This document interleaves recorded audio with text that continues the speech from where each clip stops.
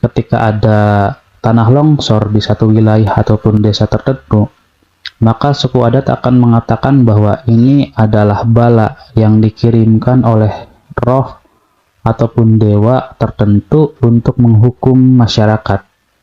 Hal ini akan terus berkembang tanpa adanya bantahan logika selanjutnya yang mengakibatkan pemikiran manusia itu mandek di situ.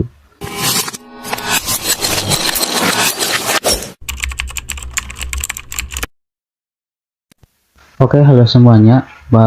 Kembali lagi dengan saya di channel Filsuf Liar. Jadi kali ini kita akan bahas satu pembahasan tentang mana cara berpikir orang-orang dulu atau orang-orang kuno.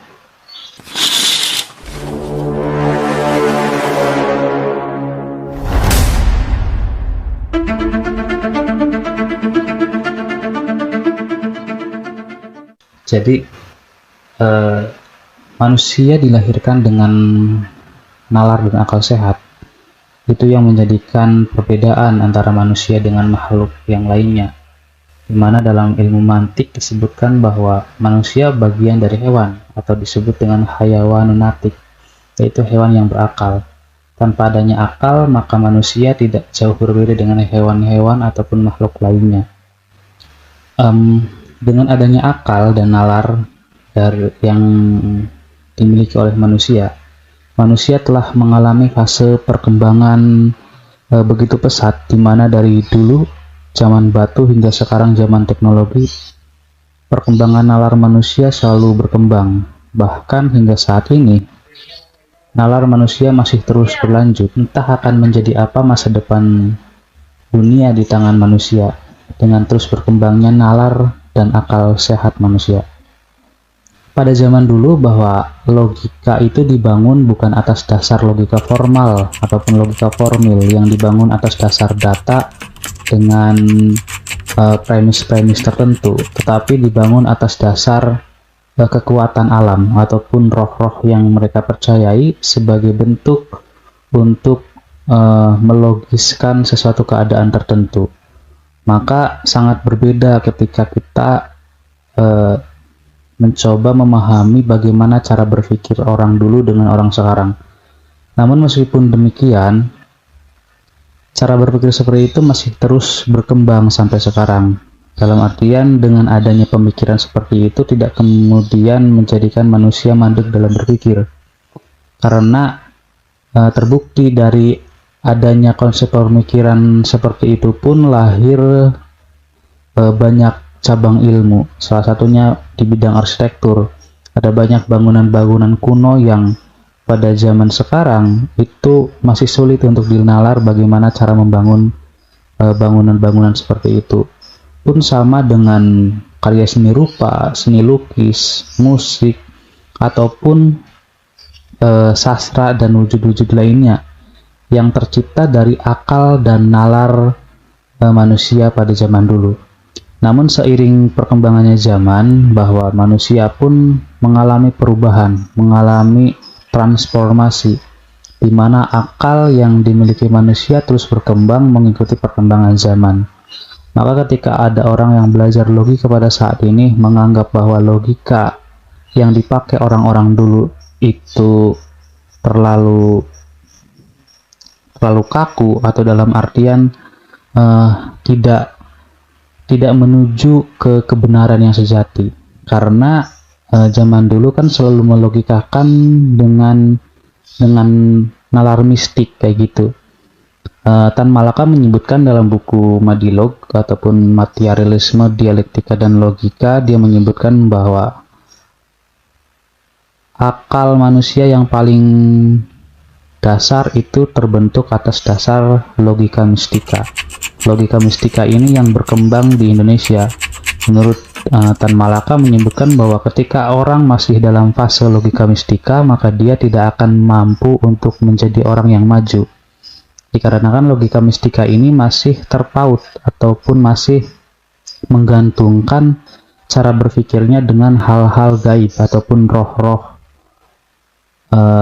nenek moyang, yang mengakibatkan logika ini selalu mandek di situ, tidak mengalami kemajuan. Berbeda dengan di barat. Misalnya di barat sudah menggunakan logika dasar, logika formal dan logika formil yang menjadikan kausalitas itu terjadi sesuai dengan premis kebenaran 1 dan 2. Sedangkan dalam logika mistika itu hal yang terbentuk logikanya ya seperti itu. Misalkan contoh seperti ini. Ketika ada tanah longsor di satu wilayah ataupun desa tertentu, maka suku adat akan mengatakan bahwa ini adalah bala yang dikirimkan oleh roh ataupun dewa tertentu untuk menghukum masyarakat.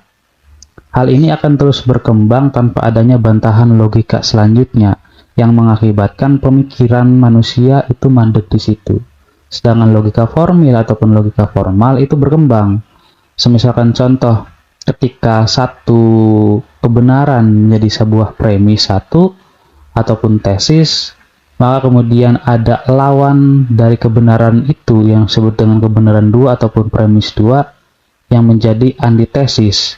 Maka ketika ada satu kebenaran melawan satu kebenaran yang lain, akan timbullah sintesis. Sintesis ini yang menjadi faktor kebenaran yang disimpulkan dari dua kebenaran tadi. Maka kebenaran formil itu selalu berkembang. Jadi ketika sekarang sudah menjadi sintesis pun, itu nantinya dia akan menjadi tesis kembali ketika ada satu kebenaran lain yang bertentangan dengan kebenaran itu. Kemudian itu akan terus berlanjut yang mengakibatkan logika dan nalar manusia terus mengalami perkembangan hingga saat ini. Berbeda dengan logika mistika tadi. Logika mistika tadi ketika sudah dicanangkan ataupun dicetuskan bahwa kejadian ini terjadi karena sesuatu hal ataupun karena dewa roh gaib yang marah dengan warga masyarakat, maka udah tidak ada bantahan lagi, tidak ada kebenaran keduanya. Itu menjadi satu kebenaran mutlak tanpa adanya bantahan. Ini yang mengakibatkan kemunduran dalam berpikir. Maka Tan Malaka menyebutkan bahwa manusia harus mengalami fase perkembangan logika. Dari logika mistika harus naik ke logika materialis, kemudian naik lagi ke filsafat. Namun saat ini kita akan fokus di pembahasan bagaimana cara berpikir orang dulu, yaitu dengan logika mistika. Apakah logika orang dulu itu begitu negatif, ataupun apakah logika seperti itu memang tidak bisa dipertahankan pada saat ini? Oke, jadi langsung saja bahwa logika yang dibangun tadi yang dikaitkan dengan hal-hal gaib ataupun roh-roh itu sebenarnya satu bentuk kepercayaan, kemudian yang dilestarikan dan diteruskan oleh penerusnya. Ini biasanya terjadi dalam hukum adat, dan logika seperti ini itu berguna ketika ditempatkan di tempat yang tepat. Sebagai contoh seperti ini, ada satu hutan dilindungi. Ketika hutan itu diatur atas dasar logika formal, maka hutan ini tidak akan bisa bertahan lama. Karena apa? Karena kebenaran yang saat itu dipegang, misalkan contoh bahwa kelestarian alam harus dijaga, karena tanpa adanya alam, maka kita tidak akan mendapatkan udara bersih, misalkan. Kemudian nanti ada logika lain, oh iya, ternyata kebutuhan sekarang itu bukan hanya itu, bahwa pohon-pohon itu harus ditebang, karena tanpa adanya pohon ditebang, manusia tidak bisa hidup. Tidak bisa hidup karena tidak bisa membangun rumah, tidak bisa mendapatkan makanan dari hasil penjualan kayu, misalkan. Maka logika-logika yang berkembang seperti itu akan mengakibatkan alam itu hancur. Dan logika mistika ini justru melestarikan. Ketika logika mistika itu mengatakan bahwa hutan ini dilindungi, ketika ada orang yang melakukan penjarahan ataupun melakukan kerusakan terhadap hutan, maka dia akan dikutuk oleh dewa, misalkan. Dan logika ini tuh bertahan gitu. Maka sampai kapanpun itu akan menjadi kepercayaan dan alam akan tetap lestari. Maka logika mistika untuk zaman sekarang pun sebenarnya masih tetap berlaku dan masih harus diberlakukan. Karena apa? Karena tidak semuanya bisa berjalan berdasarkan logika formal dan logika formil.